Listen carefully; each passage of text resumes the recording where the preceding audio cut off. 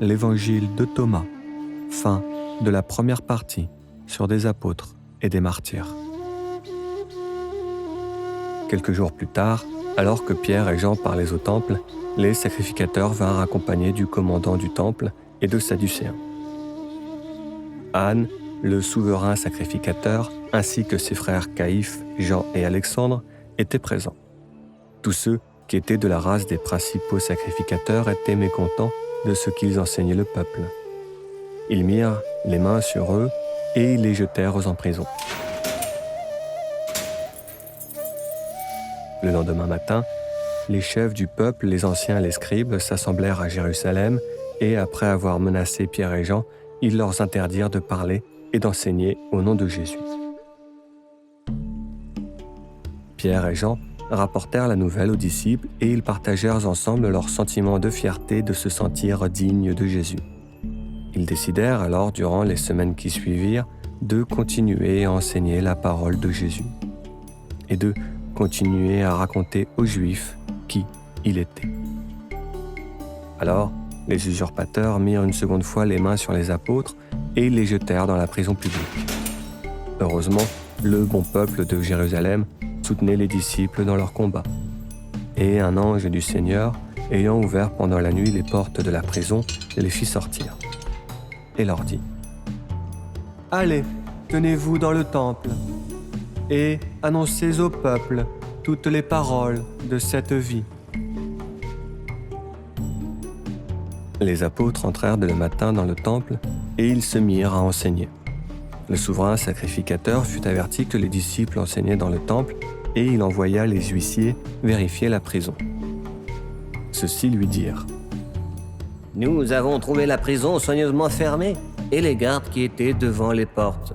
Mais après avoir ouvert, nous avons trouvé personne dedans. » Alors les sacrificateurs convoquèrent de nouveau le Sanhédrin et tous les anciens des fils d'Israël.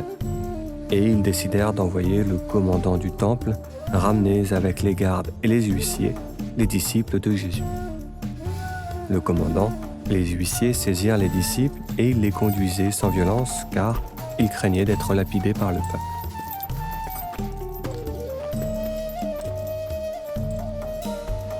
Après qu'ils les eurent amenés en présence du Sanhédrin, le souverain sacrificateur les interrogea selon Luc en ces termes-là.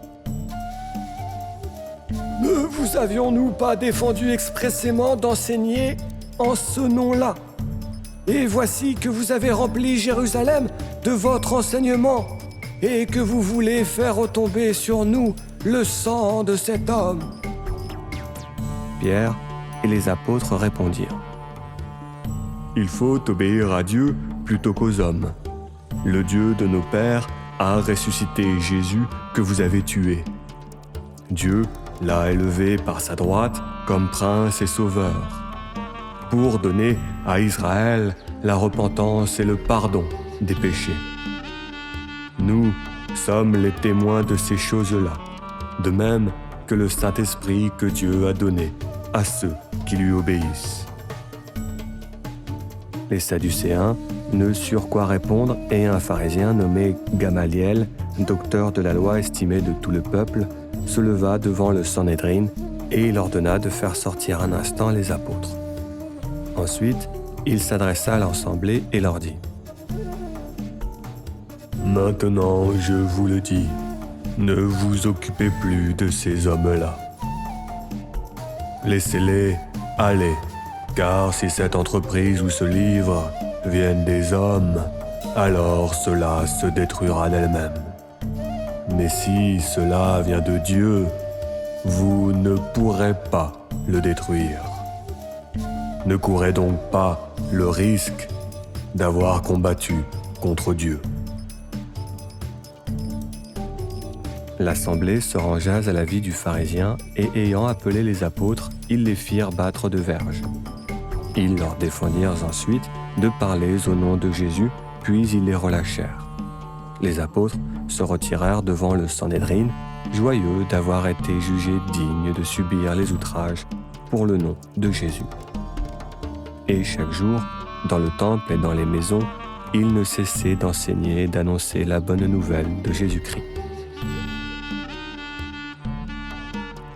Confrontés à une forte croissance de la communauté, les 12 décidèrent autant pour promouvoir l'enseignement de Jésus que pour résoudre des problèmes quotidiens de gestion alimentaire d'une grande communauté, de mettre en charge en dessous d'eux un groupe de 7 juifs hellénistes.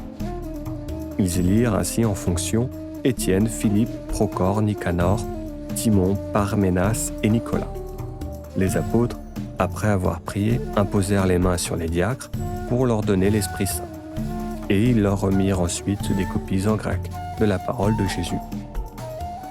Les 7 diacres accomplirent les tâches journalières et se mirent comme 7 trompettes de Jéricho à prophétiser sur le sens de ces paroles. Leur talent réussit à séduire les gens et grâce à eux, une grande partie des sacrificateurs obéirent à la foi chrétienne. Un jour, alors qu'Étienne se tenait devant une foule d'hellénistes et qu'il argumentait sur le sens prophétique des paroles de Jésus, des hommes s'indignèrent dans la foule et ils l'accusèrent de professer des blasphèmes contre le temple et contre Moïse. Ils réussirent à émouvoir le peuple, les anciens et les scribes, et ils présentèrent son cas devant le Sanhédrin. Durant son jugement devant l'assemblée juive, des témoignages confirmèrent l'avoir entendu dire que Jésus, ce Nazaréen, détruira ce lieu et qu'il changera les coutumes que Moïse avait données. Alors, Étienne se montra digne des paroles de Jésus. Il se tint solidement devant le Sanhédrin et il leur confirma qu'ils avaient bien entendu l'avenir. Alors, ils poussèrent de grands cris en se bouchant les oreilles, et ils se précipitèrent tous ensemble sur lui. Ils le traînèrent hors de la ville et l'ayant encerclé contre un mur, ils le lapidèrent à coups de pierre. Ainsi mourut saint Étienne, le premier martyr chrétien. Luc raconte que des témoins déposèrent leurs vêtements aux pieds d'un jeune homme nommé Saul.